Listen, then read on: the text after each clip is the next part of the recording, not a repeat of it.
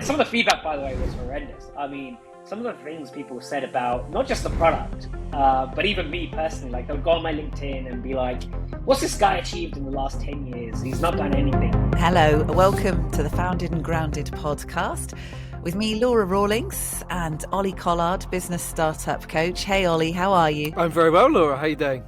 All right, thank you. Yes, still facing the right way up, which it's just been so full on recently that I feel that's a good sign. I'm managing to meet my commitments just about.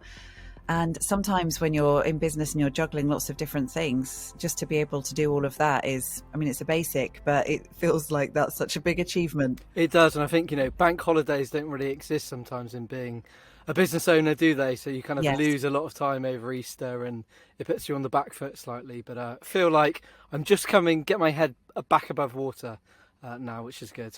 Yeah, I'm pleased to hear that. And yes, all of my self-employed businessy days are on bank holidays, of which we have an abundance, it feels, in April and May. And, if you're a parent of a school-age child, then you've also got that to factor in as well.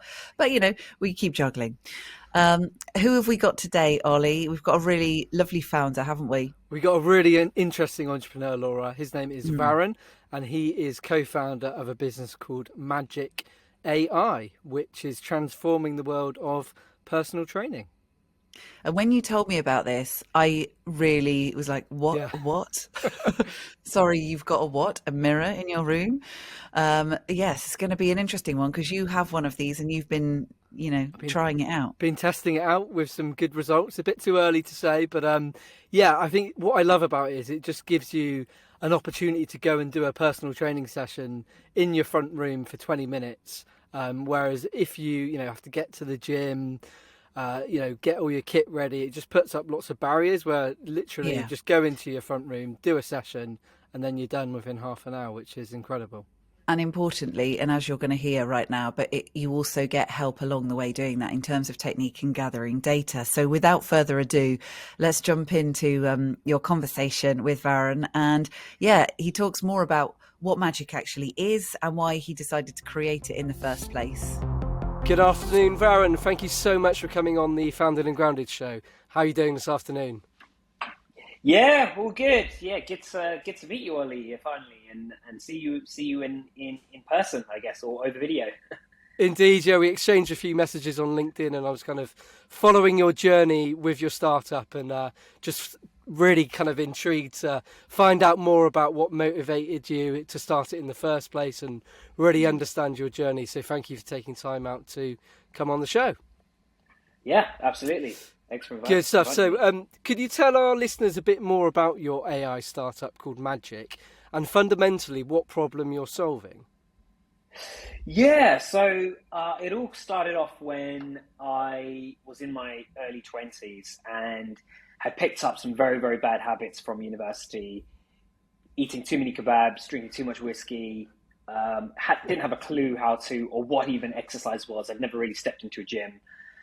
And over my 20s, I sort of progressively got worse and ended up getting told by a professional that I needed to sort of lose weight soon, otherwise I was going to face future health problems.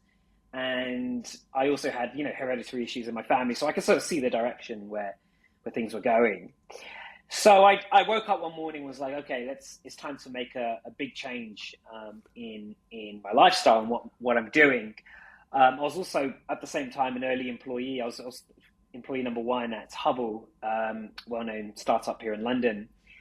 And I guess due to the stresses of that, building an early stage tech company, it took its toll on me. So I woke up one morning and was like, I've got to make a big change. So I enrolled in a personal training program here in London, went to an awesome gym in central London, and sort of in the daytime I was doing the tech business, and in the evenings and early mornings I was working with a personal trainer.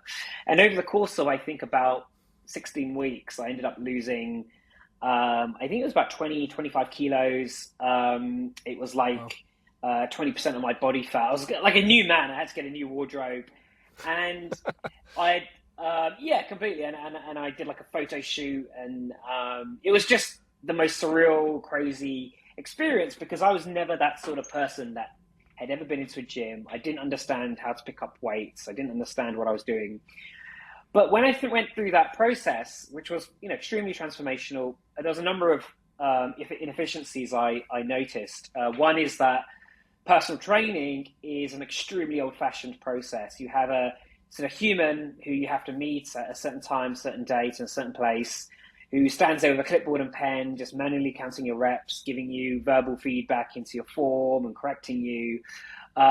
There's no real data augmentation to the experience, so we didn't really know how well we were doing or week on week.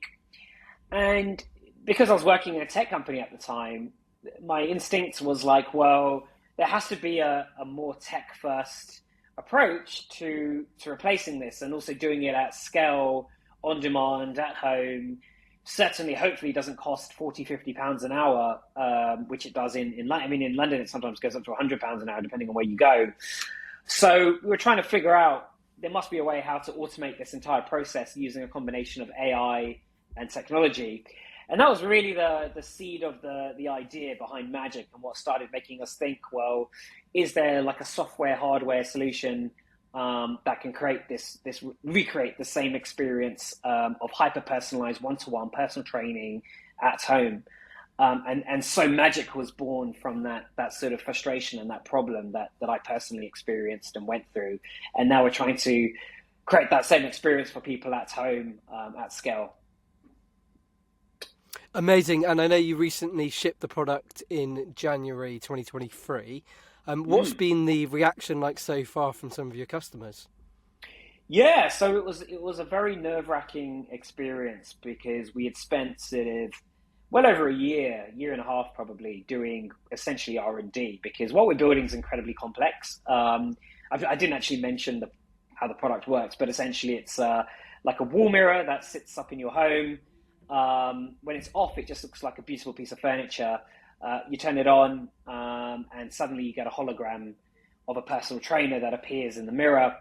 And there's an AI camera embedded, which tracks your form, gives you live feedback, counts your reps, monitors your progress week on week. And it pairs with an innovative set of adjustable dumbbells, which tuck away and basically replicate an entire gym.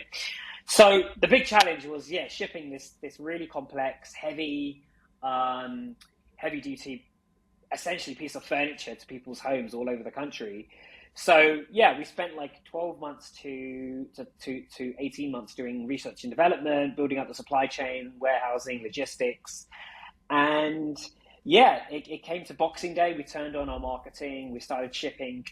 And to be honest, the response has been really great. I mean, we were very nervous. We weren't sure. We had certain goals in our mind to achieve across 2023.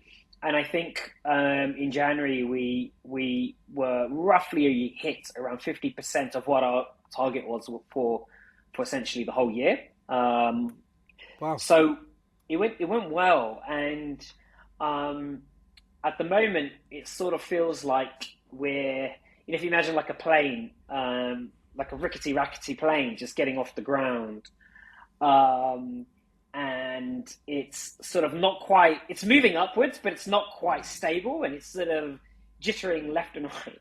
That sort of feels like where our company is at the moment, where we're moving, we know we're sort of moving in the right direction, but things are not quite stable yet. We've had a few bugs, we've had issues with the supply chain and the software, and ultimately it's been, I think we've learned more in the last 6 weeks than probably in the last 6 months about, our customers, about the challenges of this business. And ultimately it's only going to help us improve and get better in the coming months.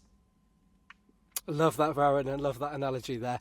And rewinding back a bit further, going back to when you were at the kind of the seed of the idea and thinking about going from idea to execution. I know that you bootstrapped the business by selling a load of treadmills in order to sort of fund the MVP. So I'd love to know a bit more about your kind of fundraising strategy and the details of closing your round that you closed in April 2022. Yeah. So, you're right. You picked that up well. So during sort of the latter end of COVID, when I first started sort of working on this idea, and we realized we're going to need a bunch of money to really just get that first version working and demonstratable, particularly for investors, because something like this people don't really buy into unless you at least have a working prototype of some substance. So it's obviously a little bit more expensive to do than, say, I don't know, if I was selling, mobile phone cases or something, or pens or mugs or whatever. So it needed some capital up front to really build that MVP. So I managed to get hold of a load of treadmills. I think it was about 200 odd of these really quite slick, actually, these folding adjustable treadmills, which basically just fold all the way down, and you can use it as a walking pad underneath your desk, and it folds up, and it looks kind of nice, kind of chrome, not one of these kind of fusty old kind of big clunky pieces you get often. But yeah, it wasn't anything like too crazy or innovative. It wasn't like, I'm sure you could find something similar if you Googled it on Amazon or whatever. But we found them, and obviously everything was going bananas for workout equipment at the time. So yeah, we sold all of them in a matter of a few months, and raised, I think it was about 50k pounds from it, which we then fed back into the development of what Magic is now. And what was interesting from that experience is, even though it's not the product that we sell, and it's not a product that we will sell, what we did learn was we basically built out our entire supply chain in the process of because it was also something that's quite big and heavy in the fitness space, and then we also understood how to build a Shopify site, how to work with a warehouse and 3PL and fulfill something that's heavy. We learned about online chat and how you need to answer questions for customers when it's a higher value consideration purchase, because the treadmills were about 400 quid. So it was almost like a trial run for Magic, but at the same time we raised the money. And even now, to be honest, we've been thinking a lot about kind of like how I think Tesla and Elon Musk, I know from time to time they do these ridiculous like limited edition drops of I think at one point he was selling like a flamethrower. Another point, I think there was like a Tesla tequila. And I think startups can sort of be a little bit innovative, and they don't always have to stick to the straight and narrow of their idea. If they need to raise cash, you are a business, you are an entrepreneur, you can just sell other things. And ultimately it just helps your top line revenue, right? Keeps the lights on. So that's where things, that's how we bootstrapped. And then in answer to your second point about the fundraise. So yeah, we ended up building out this pretty slick MVP. There was a lot of problems with it. The tracking was a bit nuts because it required users to stand like 12 feet away from the mirror. The mirror was way too big. It was like 6 feet tall. It was totally not fit for consumer purpose.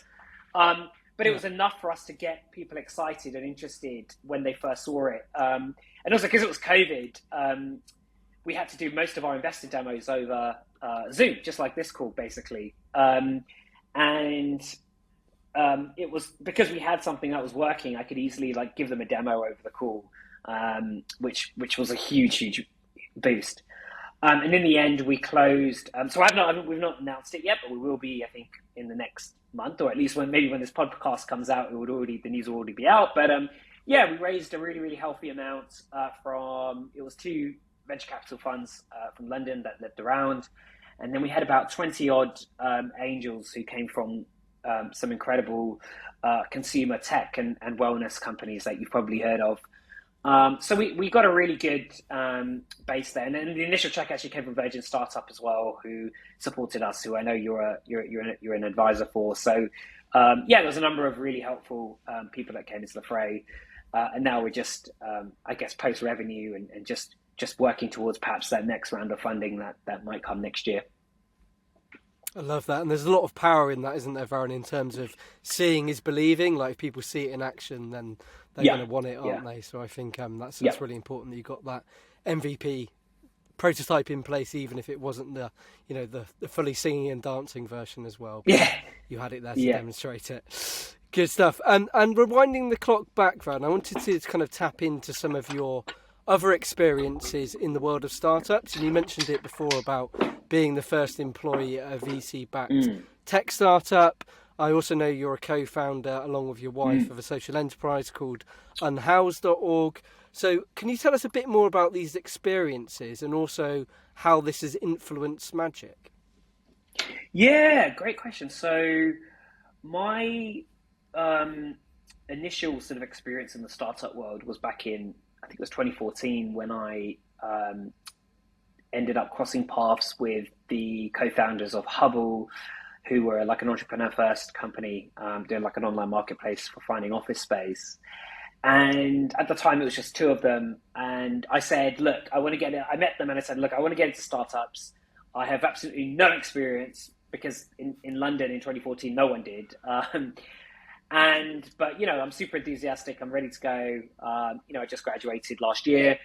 So they basically let me come in I was essentially an unpaid intern, which I think was much more permissible back in 2014. I'm pretty sure there's some laws around it now, but back then I was more than willing to work for free. So I ended up working, I think it was about 6 months in the end. I was a sort of an unpaid intern, but I was young and didn't really have any dependables. I just come from uni. I was just willing to learn. So I worked with them, and then we ended up getting funded by a bunch of venture capital funds, and then I eventually got a job and became a full-time member of the team. I was employee number one, and that entire experience for me was just amazing because I'd learned so much about how do you first get that MVP, how do you approach investors, how do you talk to customers and learn and build a feedback loop, which ultimately iterates on the product and makes it better. I learned about PR. How do you reach out to journalists, talk to press? I learned about paid social and performance marketing and what to do and what not to do. And but I also learned, I guess, what do you do when the company's not doing well, and how do you sort of keep the lights on and motivate the team. And to be honest, without doing any of those things, I really don't think I would have been nowhere near prepared to do what we're doing here at Magic, because what we're doing here at Magic is very, very complex. It's AI, it's deep tech. So I think just working and this is a great piece of advice I would give to literally anyone who wants to go into startups or start their own, is go and work for one first, because the learning curve when you start your own will be so much less steep when you've already worked in one previously. And that was, like, for me, the biggest set of learning that I got from being at Hubble. At the same time, sort of more recently, 2019, or was it 2018? I think my wife and I, at the time, we were engaged. We used to obviously commute into London every day for work, and we always used to see a lot of homeless people out there on the streets, it's a continuing problem in London. And one of the things we always felt is, like, when you give them money just sort of out of your pocket on the street, you don't really know where the money's going, and you don't know what they're spending it on, and also you don't really see where it ends up. And then we also found that on the other end of the scale with big charities, and of course there's lots of great charities that do good work, but when you give £5 or £10 to a big homeless charity, you don't really know where the money's going. And often the feeling, I think, nowadays is that it sort of gets swallowed up into this big corporation, and you don't really see where the how does it actually affect people who are out there on the street? How much of that £5 or £10 goes to them?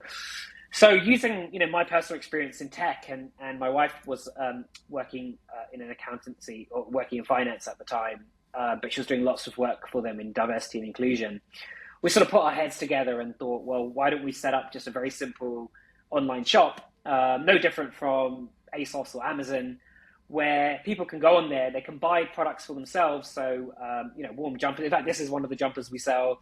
Warm gloves, warm t-shirts, hats, scarves. And for every one that they buy, we would then donate one to the homeless. So it was like a buy one, give one model. So it's a self-sustaining company in the sense that we don't try to raise money from people like a charity. We're not like depending on goodwill from people. We're actually giving something to people of value that they actually need, and then we're donating to good causes at the same time, where we actually drop off product, one of the same to a shelter. And then finally, we'd actually send a video or a photo back to the person that made the original order, so they can actually see that the product's gone to the people that it intended to. And we're completely a non-profit organization, and everything does go through. So Unhoused was really fun. I mean, we got loads of great press because it was a pretty innovative model. There was really charities. The Evening Standard came in and did an awesome article on us, and Forbes, and I think CBS. We were on like CBS News, and it's just been an awesome like learning experience for us, because on one hand we're sort of running this tech shop, which is a bit like Amazon, and at the same time we're doing like good for people. It helped me actually with Magic, because because my previous company Hubble was like an online marketplace, it wasn't really like an online like e-commerce D2C brand where we had a physical product that we were sending to people. So actually unhoused.org was a great learning experience for me to launch Magic, where we set up a Shopify site where we sell, of course, a completely different product, but a lot of the principles are the same around building a high converting e-commerce website and managing the checkout flow and logistics and fulfillment and delivery to customers. All those things are all the same. But yeah, I honestly recommend checking us out on unhoused.org. A word about our sponsors. As a founder, cybersecurity isn't top of your priorities. Yet Alliance has identified cyber threats as one of the top 3 risks facing business globally. This is where Nova Blue comes in. Its founder, Steve Mason, was technical director with GCHQ. He was in charge of keeping the nation safe from cyber threats. He set up Nova Blue to help keep businesses safe. Nova Blue are offering Founded and Grounded listeners a free cybersecurity health check. Simply go to nova-blue.co.uk/podcast offer. Can I just say straight up, Ollie, that I really loved hearing Varun talking about his experiences and what led him to the kind of the 2 things, the social enterprise and the business that he's doing today. I just really enjoyed just the way he talks about it, and just I felt such like an open-minded, open-heartedness in that conversation, which I just wanted to highlight. In one of the things straight away that I think we should talk about is, he said about getting a load of treadmills and selling them to raise capital. So this idea that, okay, you've got your business and you know what you want to do, your service or your product, but in order to have the funds to be able to do that, sometimes you've got to do other stuff. And this isn't something I think we've talked about a lot with other founders on the podcast. So I think we should today, because I think sometimes people feel bad if they're not able to do it all exclusively related to whatever it is they want to be doing. I just love this approach that Varun's taken here, because you don't see it too often. Often you see, founders coming up with these amazing ideas that are potentially going to change the world, but they try and raise capital on the back of an idea, which investors typically don't like, because, ideas are cheap, everyone can have them. And ultimately, a lot of founders feel that capital is stopping them getting started, whereas actually it's not a barrier in most scenarios. And what Varun has done here is brilliant. It reminds me a bit of like, Only Fools and Horses or something. He's actually taking this concept and he's actually just doing a first iteration of it, selling these treadmills, raising some capital to actually build out the MVP of what he does want to do. And I think if founders could take a leaf out of Varun's book in terms of what he's done here and the way that he's done it, it is actually incredible. I think it's really great to see, and it's given them that seed capital to get going and then later on go and raise investment. Look, if you can flip 50k, I mean, that's good for you, for sure.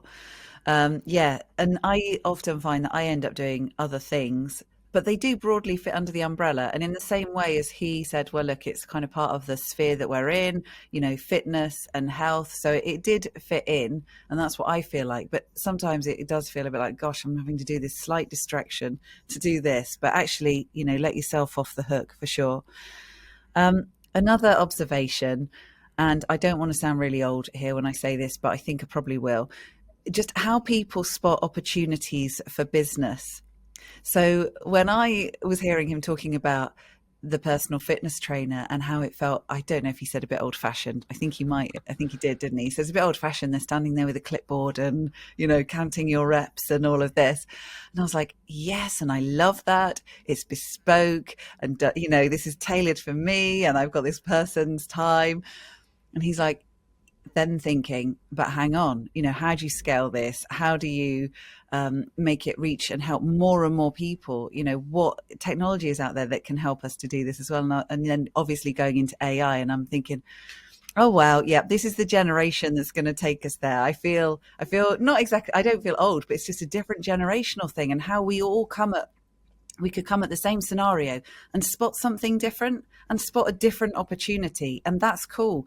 Have that confidence and go with that. He's creating something that I haven't seen anyone else do.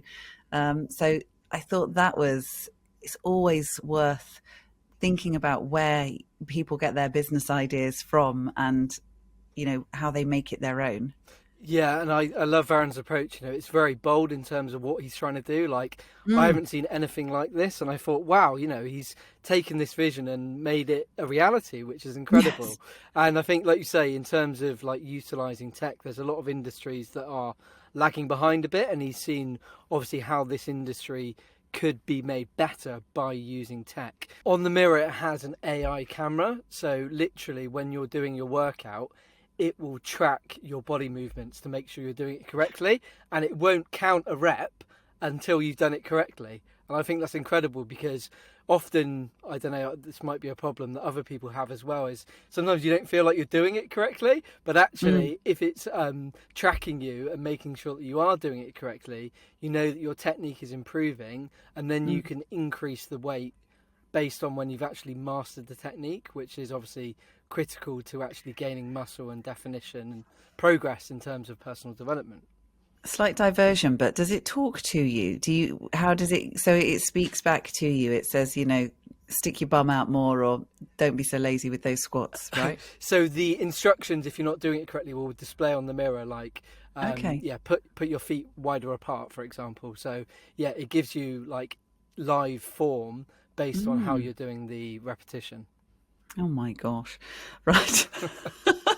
That's just amazing. It just feels like a whole other world to me. It's very cool. Okay, right. Hopefully we're making you think, I might go and look this up. What is this thing that they're talking about? Anyway, moving along. As is always the case, because you cannot set up a business without making some mistakes along the way, whether or not you choose to call them that, but you will do some things that you'll do differently next time for sure. So in terms of Varun then, we're interested to find out, what are some of his favourite failures so far when it comes to magic? The first thing I did wrong is I first started talking to investors and trying to sell them on this vision. And I used to just talk to them like this, like how I'm talking to you now, and try and talk to them through all the features and all the things we were going to build and all these weird and wonderful tech AI functionality it was going to have. And a lot of investors would seem interested, and then they just sort of send an email afterwards saying, yeah, we're not sure if you'll get the traction, we're not sure on the product, we think you're going to get beaten by the big pelotons of the world, and blah blah blah blah blah. And I couldn't quite crack and some of the feedback, by the way, was horrendous. I mean, some of the things people said about not just the product, but even me personally, like they would go on my LinkedIn and be like, what's this guy achieved in the last 10 years? He's not done anything. He just worked at another random startup, and he's not done anything which makes me think. I think my favorite criticism was, this guy's done nothing which makes me think that he's the perfect person to run this company. It was some really damning feedback. And I was trying to rack my brains, because I was like, we've clearly got this great MVP working, which is more than what you could say for a very basic, as I said, if I was selling mobile phone cases, it's obviously not quite as hard as it was to get the MVP of I was running. And I was like, we've got all this great traction that we've bootstrapped. I'm like, why are we not, making headway here? And that was when I realized that I wasn't actually forcing people to demo the product. So what I realized was I wasn't really showing them the product in the phone call. Like I haven't got it here behind me today, but normally I'd have it behind me when I was doing like an investor pitch, and I'd start walking them through. This is what happens, and this happens. And I set up. So what I did was I then set up like a separate camera on like a tripod, and then I had two cameras. So one I was explaining, the other one I was showing them what was on the mirror, and suddenly the vision just came alive. And I remember there was a tipping point when I had about 5 or 6 investor calls scheduled for 1 week.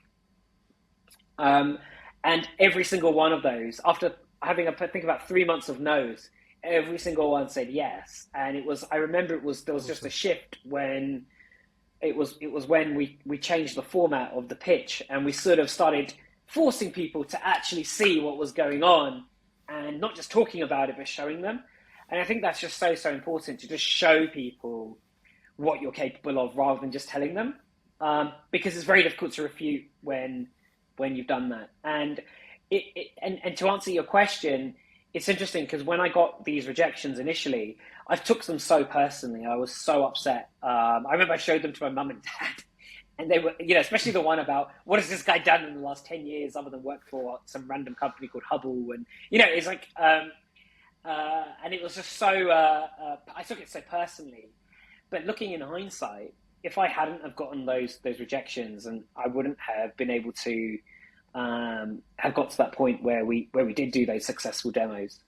So yeah, it's just been a real learning curve. And I think you just have to take those losses and turn them into learnings and see what you can achieve. Love that, Varun. And who do you call when things aren't going to plan? I know obviously you're doing the startup with your wife in terms of the social enterprise, but outside of maybe your wife, who do you kind of lean on? It's a good question, actually. The first thing I would say is my co-founder, Sunil. I know there's often a lot of debate in the startup world about, do you really need a co-founder? Is it okay to be a solo founder? What's the optimum number of co-founders if you do have one? Is 3 okay? Is 4 okay? And I'll be honest, before I started this, I always thought that you didn't really need a co-founder because, if you were getting enough headway, you would just hire in the right talent to fill the gaps. But what I've realized is over the last 6 months to a year, having a co-founder that has not the same skills, but a complementary set of skills. So Sunil manages the product, the tech. He works on the UI and the UX, and I work on sort of non-technical side of the business, so everything to do with the marketing and the finance and the PR. And without that complementary set of skills, I honestly wouldn't know what I would have done, because the insights and just having someone to lean on to talk to on your good days and celebrate the wins with, but also talk to and confide in on your bad days, it's just so invaluable. And it's just so totally worth having a co-founder just for those reasons alone, because the startup journey, the entrepreneur's journey is just so lonely otherwise. There's days where you just don't know, you're sort of staring out of the window at the abyss, just wondering what the hell is going to happen next and how am I going to deal with these things coming up. And just having someone by your side is just so important. And we have a weekly check-in every week on a Tuesday for half an hour. And it often ends up taking up about an hour these days. But it's almost like a therapy session. We already kind of know what's happening in each other's, what we're both working on. We kind of already know these things, but it's just like a therapy session where we talk about all the stuff that's going wrong and right, and what mistakes have we made that we shouldn't have done. And yeah, it's just ultimately so important. So co-founder, 100%. Other people who I would say are family, people at home, people who are not in the business, because I find that leaning on, obviously I have a partner, but also just going to my family, and I'll pop in and see my parents sort of once a week, and I'll sort of sit down and just tell them everything that's going right and wrong. And it's so nice to kind of bounce ideas with people who are just not in the business at all. They just don't have a clue really what's going on, because it often helps to sort of put things into perspective. So yeah, I would highly recommend actually confiding in people who are actually not in the business and getting their perspective, because suddenly they're like, but look at all these things you've done this and you've done that, and you sort of step back, and you're like, well, actually, I guess things haven't gone as badly as I thought. Great advice there, Varun. And I'm interested to know, what is one sacrifice that you've made, either consciously or unconsciously? One sacrifice is, I mean, gosh, there's quite a few. I could probably give a couple if that's all right. Yeah, of course. So I have had to sacrifice sort of spending time with friends, which is a tough one, really, because I know there's lots of benefits, and founders these days are always talking about how it's so good for your mental health as well to to take time out to spend with friends. But there's just been so many social occasions where I've just been not able to go because work comes up. I'm no longer that guy that's sort of the first to message that much anymore because I'm just so busy focusing on work.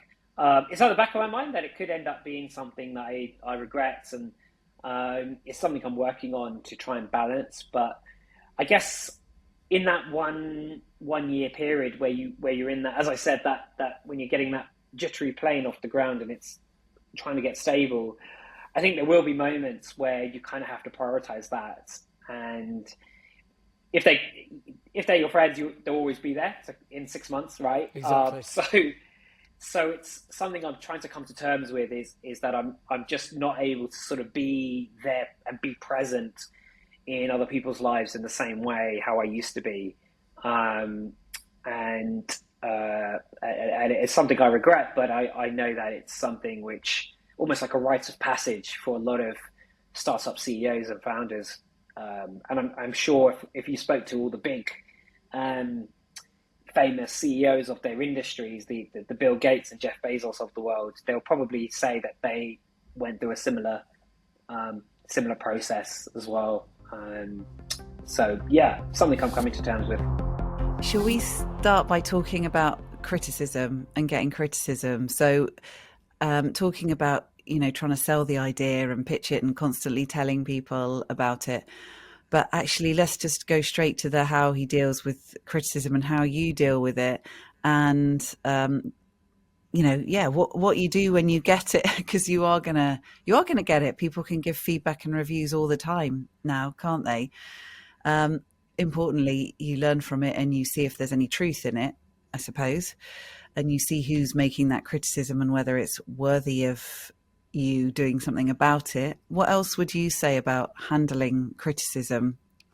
I think I'd call it feedback. All feedback is encouraging because it allows you to take it on board, as you say, justify whether it's valid or not, and then actually implement any potential changes. And I think it's hard sometimes when you're doing something that you absolutely love and you've got these people who you probably don't even know who are actually giving you this feedback, and sometimes it can be hard to take. And I think if you just take a step back and don't let yourself get caught up in the moment of it and maybe come back to it the next day with a fresh head and an outsider's perspective, and just don't take it personally, I think that's the key thing.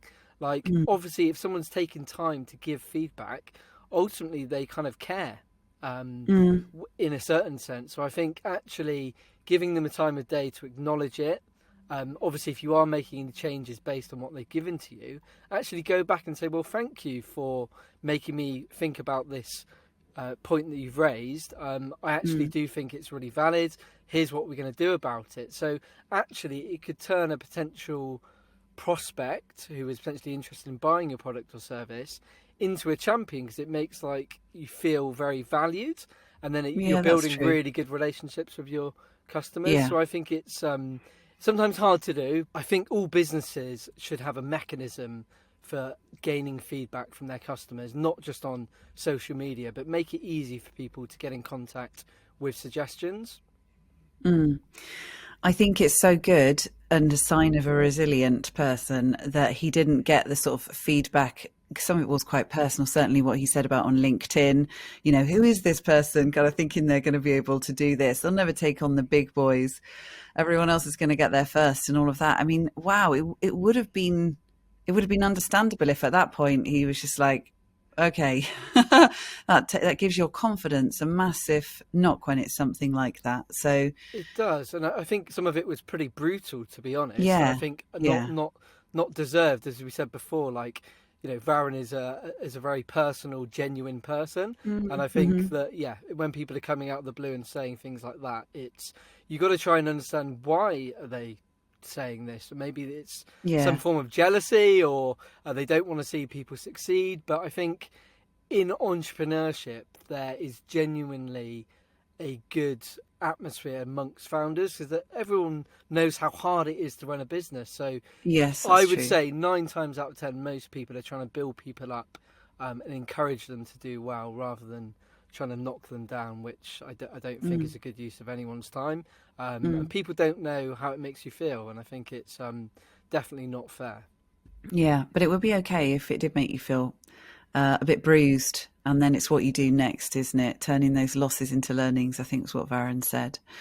Kind of tied in with that as well, the acknowledgement that it can be a lonely business when you're doing this yourself, if you're the solo person behind it, and actually how he has learnt to reach out, have a co-founder, talk to family, and the perspective that they can give as they're completely removed from it. I think I just highlight this because of the reassurance that I think is important to give. If you're experiencing this, what you feel is real, but consider these ways of dealing with that. Yeah, I think it's so important. I think sometimes it can feel like the most pivotal thing in your world. And if you're bottling it up and not talking to people about it, then it's going to hang over you. And ultimately, you're probably going to make poor decisions because you're going to do it on the wrong basis rather than speaking about it. The old adage of a problem shared is a problem halved. And I Yeah. think it's so true. You've got to have those people that you're going to be able to talk to, whether they are actually giving you direct business advice or they're just a person who's listening and they care about you on a personal level. I think it's vitally important. Yeah, and in a similar line around sacrifices, part of the challenge of doing this, of just going, I know I'm kind of out of the frame here for a year. And it's sort of good to have that kind of time scale. I remember not unlike when I had my daughter, and I just thought, well, I'm going to be out the picture for at least a year here.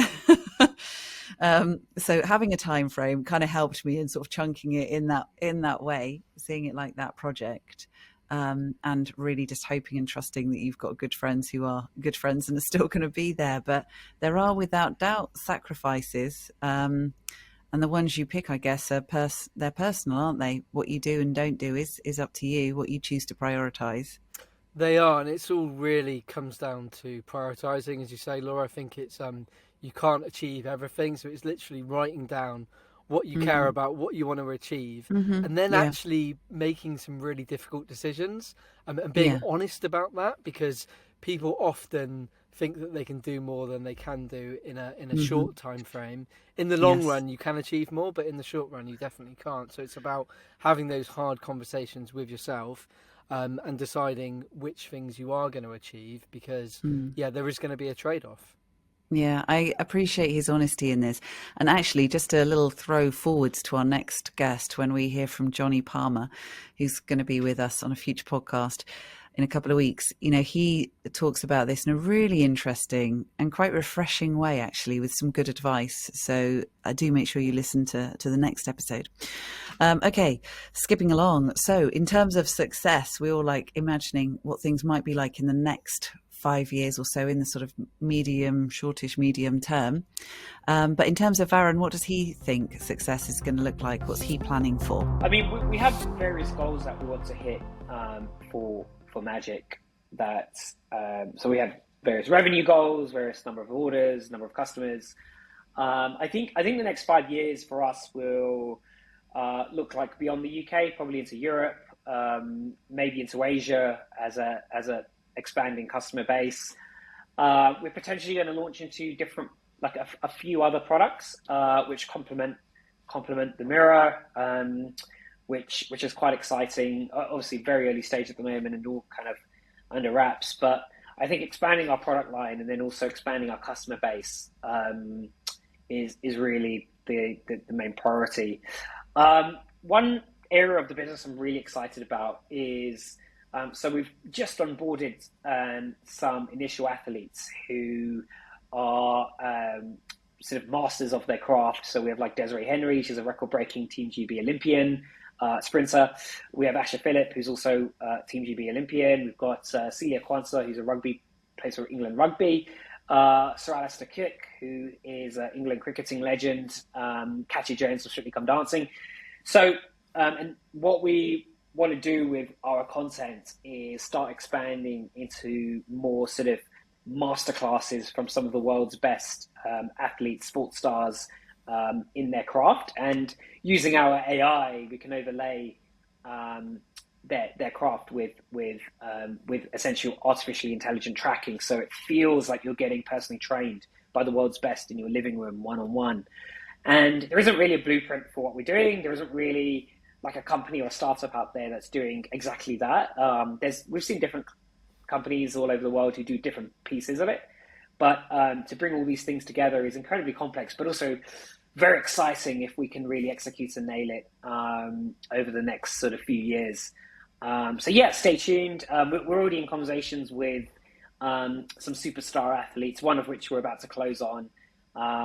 So yeah, just stay tuned. I'm just really excited to show the world.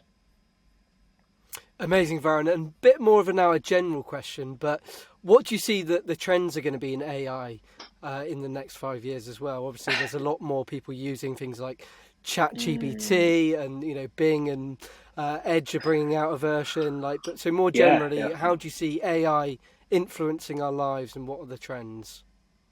Yeah, great question. I mean, it's funny because we started working on, Magic being AI, like we see ourselves as an AI company rather than a fitness company.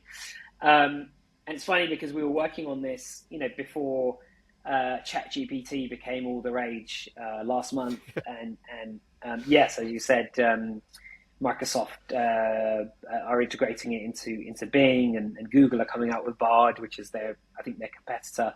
So for generative AI, it's a very interesting space. I think, I'm not an expert in AI, and I don't think anyone really knows what the future holds.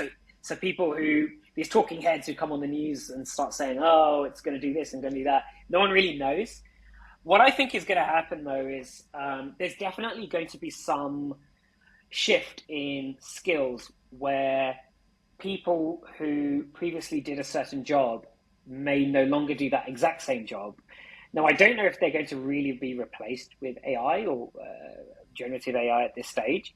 But what I think will happen is it's going to become a very strong complement to people's jobs and people's work. For example, previously you may have hired, a producer to help you with your questions for this podcast. What might happen is that producer may work with ChatGPT or a different software to help with formulate those questions. But her job or his job will still be to tweak and modify and steer those questions, make sure that they are appropriate for me as a guest. But there's clearly going to be some complement between AI, which didn't previously exist. So I'm not sure if jobs are going to be replaced, but I think skill sets are going to change in a certain way. And it's very similar to what we're doing with personal training, right? Like I said, we're sort of replacing a personal trainer using AI, and I do believe that we will do that. But I also think there's definitely angles where people are still going to use our product, but then probably still go to perhaps the gym or a certain cardio class, or they might go rowing or swimming or whatever outside and running. So our software, our AI, will ultimately be a complement to what other physical exercises they're doing in their lifestyle. So we may not completely replace the gym membership or the personal training membership fee, but we are coming up with a complement using AI, and I think ultimately that's where we're going to be seeing things in the future. That's my hunch. Great answer there, Varun. Really like that. Nice and pragmatic as well. So one of the key parts of the Founded and Grounded show is asking founders to distill down just one piece of advice that you'd pass on to somebody thinking of starting a business or an early stage founder? So, Varun, I'm going to put you on the spot. What would that one piece of advice be?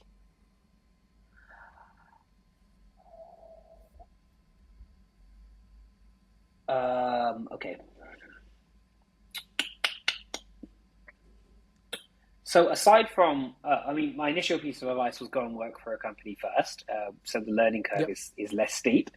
But I think it's probably more of a wider philosophical point, which is, and this is something I've thought about almost every month, every week. I sort of think about this quote, which it was said to me about 4 or 5 years ago. I heard it, which is, you can fail at doing something that you don't like to do very much.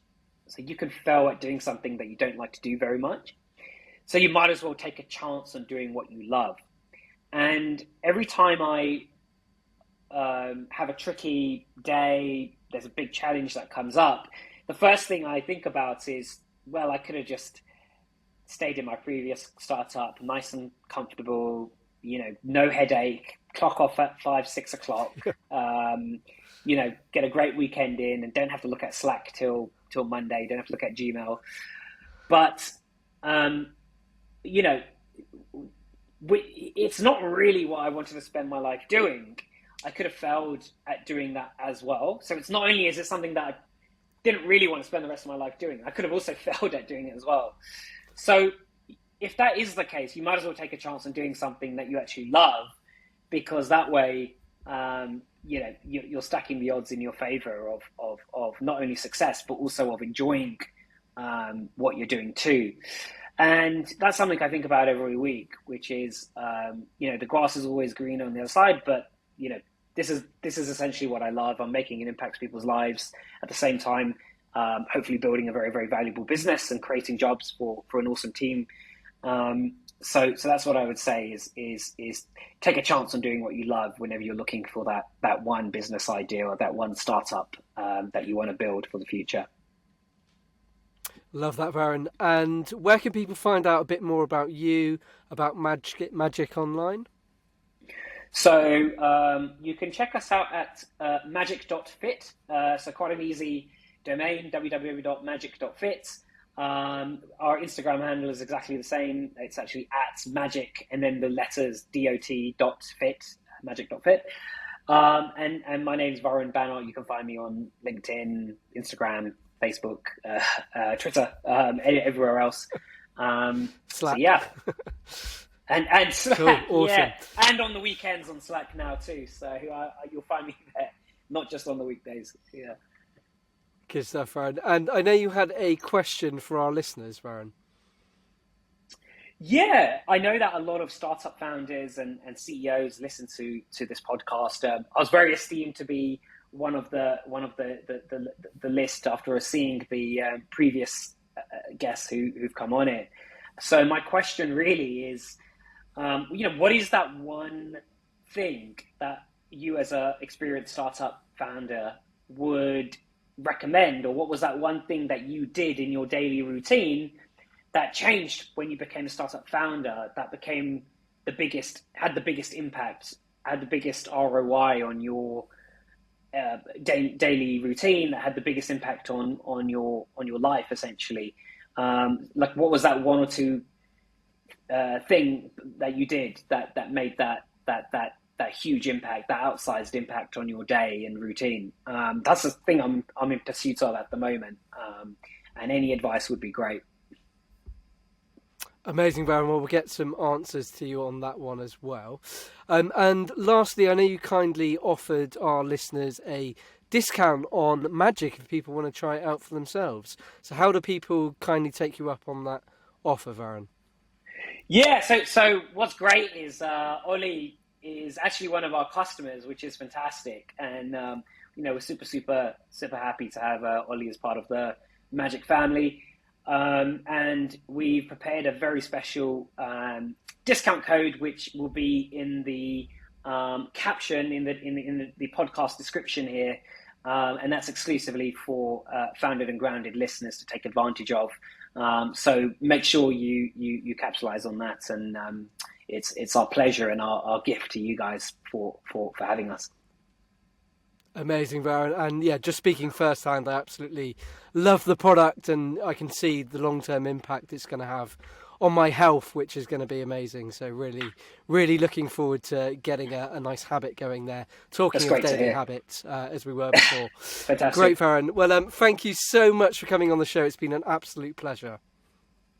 Great. Thanks so much for having us, and look forward to hearing it when it comes out.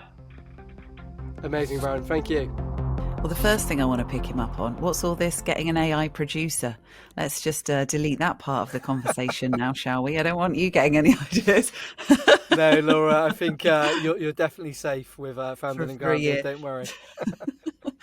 But you know what? I saw part of my other work, is working in newsrooms, and I saw there was in QH, they introduced a Q80 newsreader, an AI newsreader.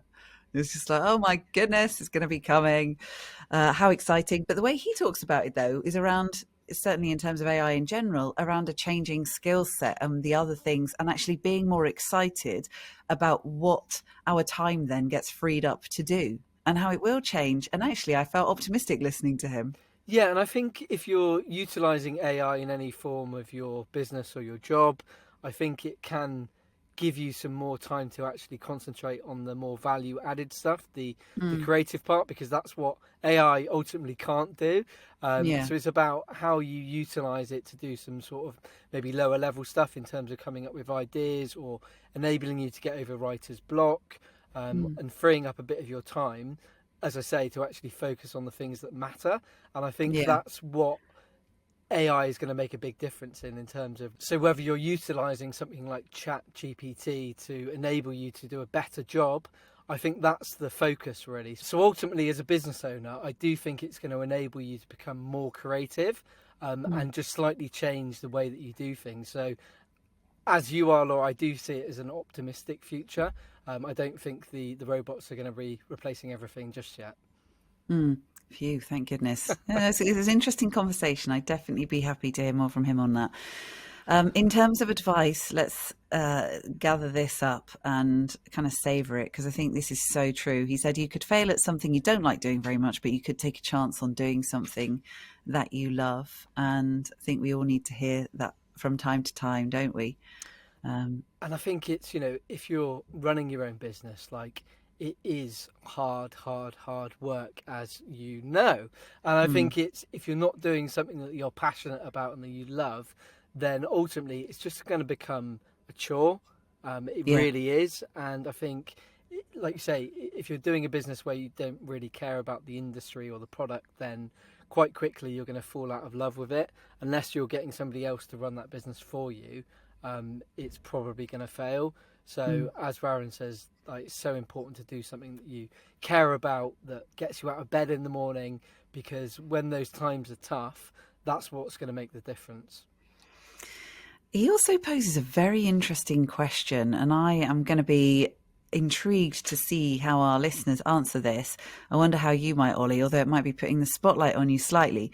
But he asks, what's the one thing you would recommend, or that you did in your daily routine, that had the biggest return on investment on life? Like, I feel like, are we looking for the golden bullet of this is the do one thing daily and then everything will be okay?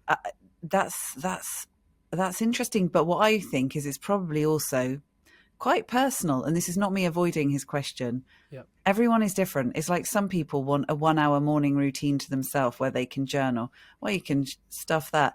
I am awake half the night with a small child. If I get up an hour before, it's a miracle. So that isn't going to work for me. So I'm not going to feel bad about that. But it's a personal thing, but it works amazingly for some people, and it has worked really well for me in the past.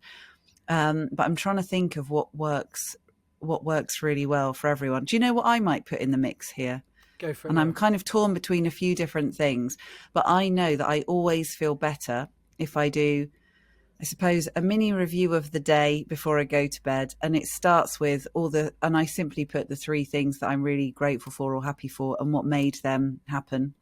because I know it's natural, especially when you get into bed and it's a quiet point in the day. That might be the one time when you actually start to process and catch up with everything that's gone on.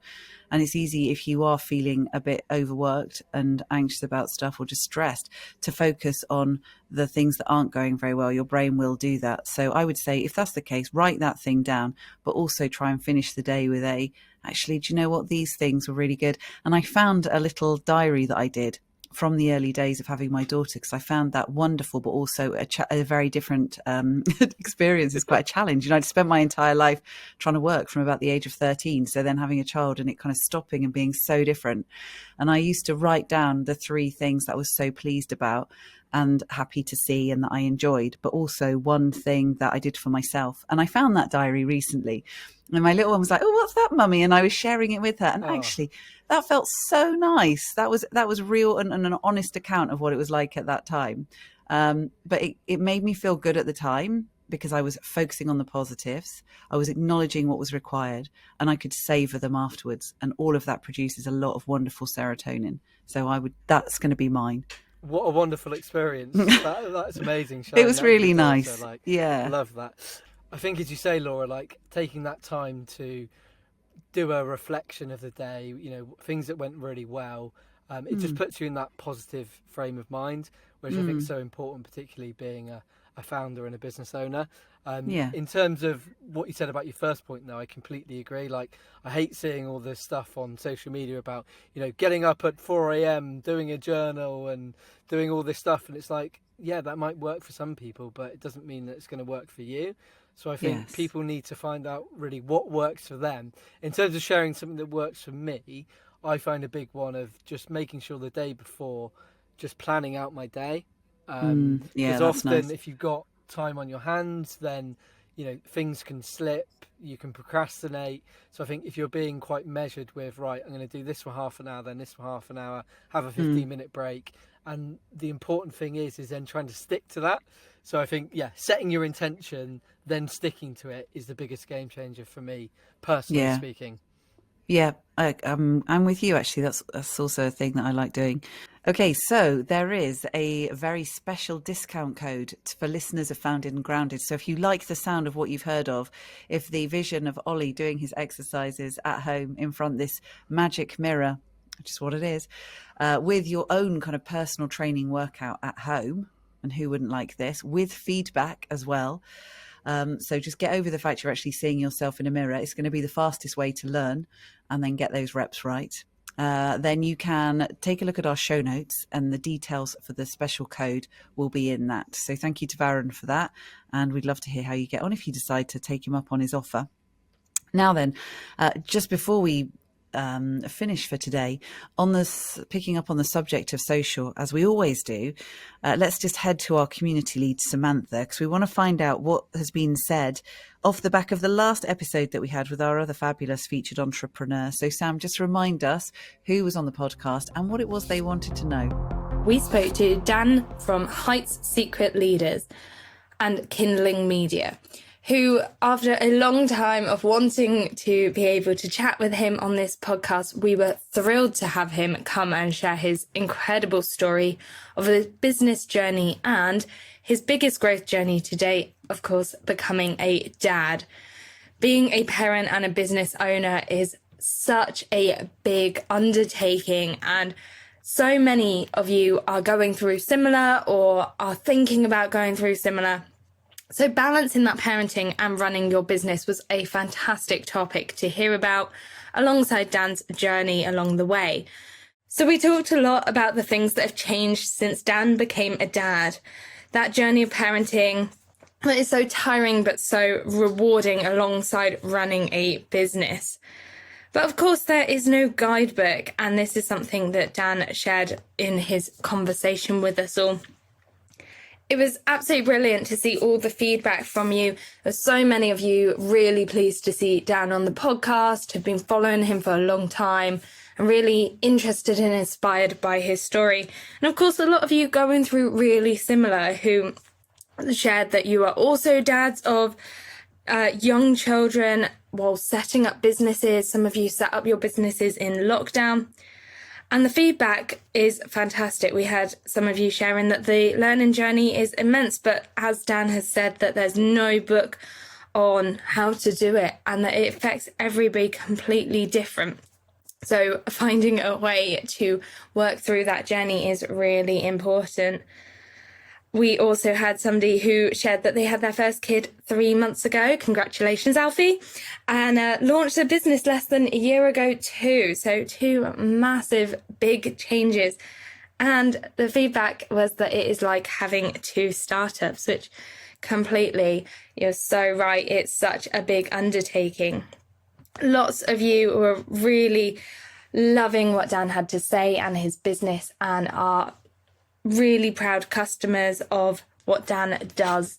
So please do go and check that out as well. If you are interested in following Dan's journey, learning a little bit more about what he had to share, or if, like Dan, you are a parent of young children or thinking about having young children and a business to juggle all at the same time, definitely go and listen. There's no guidebook to how to run a business and raise young children.